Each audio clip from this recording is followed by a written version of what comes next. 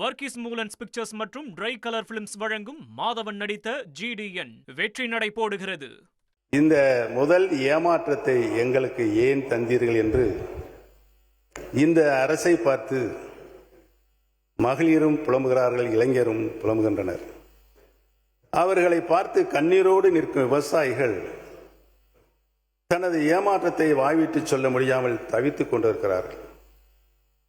எப்படி சொல்வார்கள்? பாவம், காவிரி காய்ந்து கிடக்கிறது, மேகதாது அணை கட்டியே தீரும் என கர்நாடகம் ஒற்றை காலில் நிற்கிறது.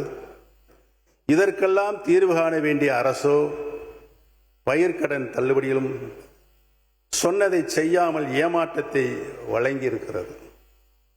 போதாக்குறைக்கு நெல் டன்னுக்கு 3500 ரூபாய் மொத்தமாகவும், கரும்புக்கு 4500 ரூபாய் குறைந்தபட்ச ஆதார விலை கிடைக்கும் என்று நம்பி ஏமாந்த நிலையில் தங்களது ஏமாற்றங்களை சொல்ல வார்த்தைகள் இன்றி விவசாயிகள் இன்றைக்கு கண்ணீர் வெடித்து அழுகின்றனர்.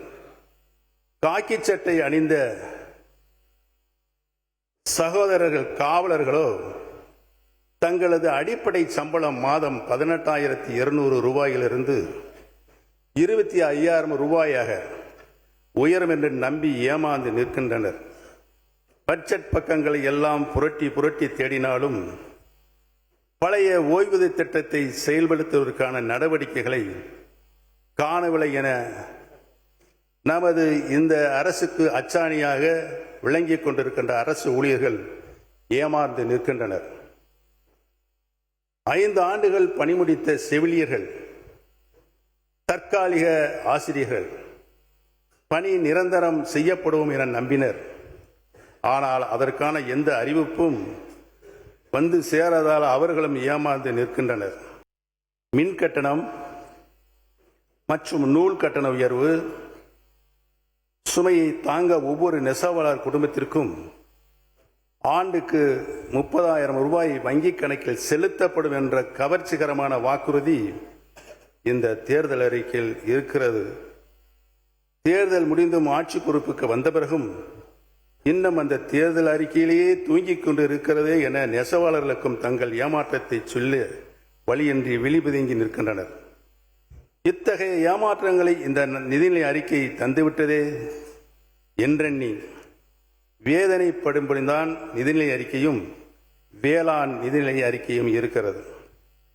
மாண்புமிகு பேரவைத் தலைவர் அவர்களே, மாநிலத்தை திராவிட மாடல் அரசு கடனில் ஆழ்த்திவிட்டு போய்விட்டதாக மேடைதோறும் குற்றம் சாட்டி பிரச்சாரம் மேற்கொள்ளப்பட்டது.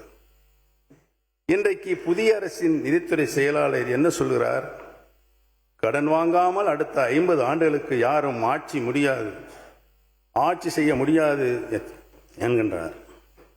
நான் ஏன் இதை குறிப்பிடுகிறேன் என்று சொன்னால், தேர்தல் பிரச்சார மேடைகளில் சாட்டிய குற்றச்சாட்டு முதல் நிதிநிலை அறிக்கையிலேயே தவறானது என்பது மாண்புமிகு முதலமைச்சருக்கு இந்நேரம் தெரிய வந்திருக்கும் என்று நான் நினைக்கிறேன்.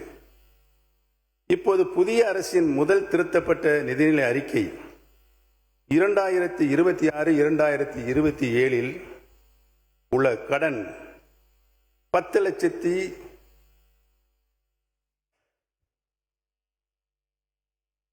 லட்சம் கோடியே 71,770.34 கோடி ரூபாய். அதாவது 10 லட்சம்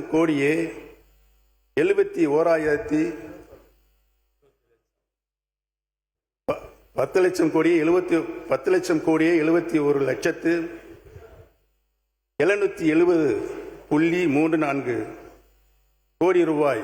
அதாவது மாநில மொத்த உள்நாட்டு உற்பத்தி மதிப்பில் நிலுவையில் உள்ள மொத்த கடன் விகிதம் 26.12%.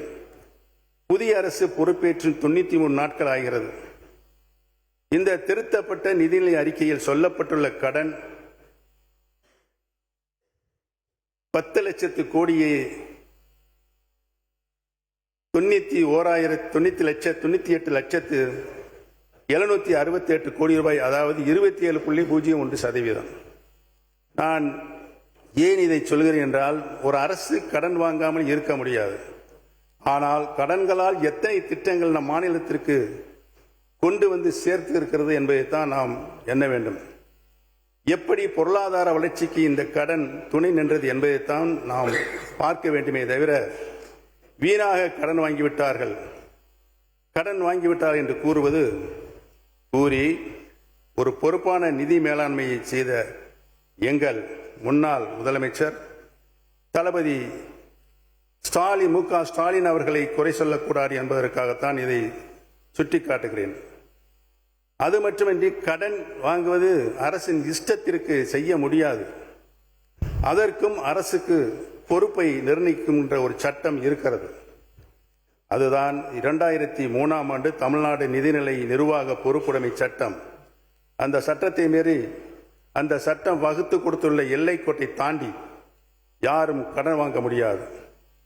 இந்த அரசும் வாங்க முடியாது என்பதை மேடை பிரச்சாரத்தை முடித்துவிட்டு ஆட்சி பொறுப்புக்கு வந்துள்ள மாண்புமிகு முதலமைச்சரும் இந்நேரம் உணர்ந்திருப்பார் என நான் உறுதியாக நம்புகிறேன்.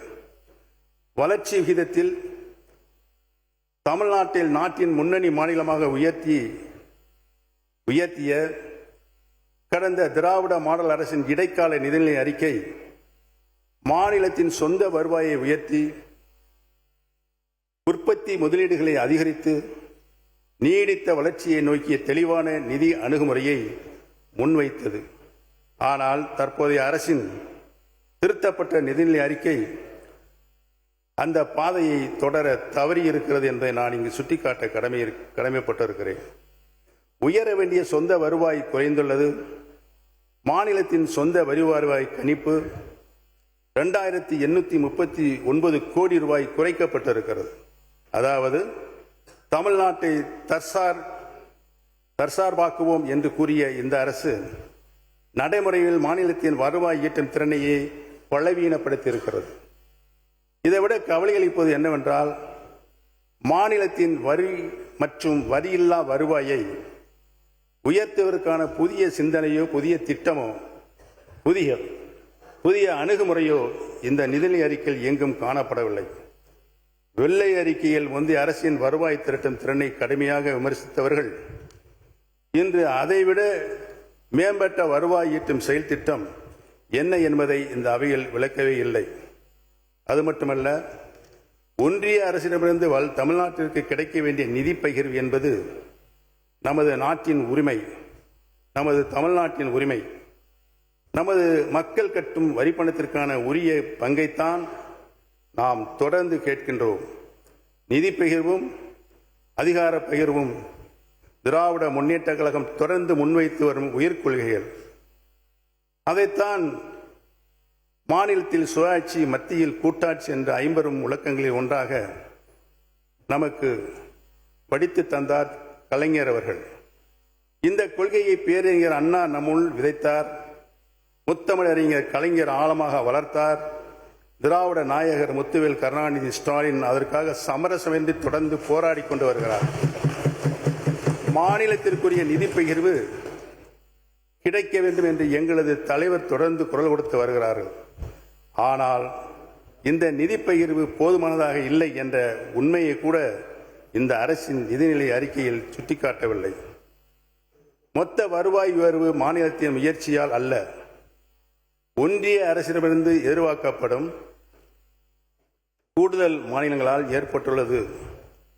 அந்த மானியங்களும் முந்தைய திமுக அரசு தொடர்ந்து வலியுறுத்தி போராடி பெற்ற தமிழ்நாட்டின் உரிமை தொகைகளை என்பதை அழுத்தமாக பதிவு செய்ய விரும்புகிறேன். வர்கீஸ் மூலன்ஸ் பிக்சர்ஸ் மற்றும் ட்ரை கலர் பிலிம்ஸ் வழங்கும் மாதவன் நடித்த GDN வெற்றி நடை போடுகிறது.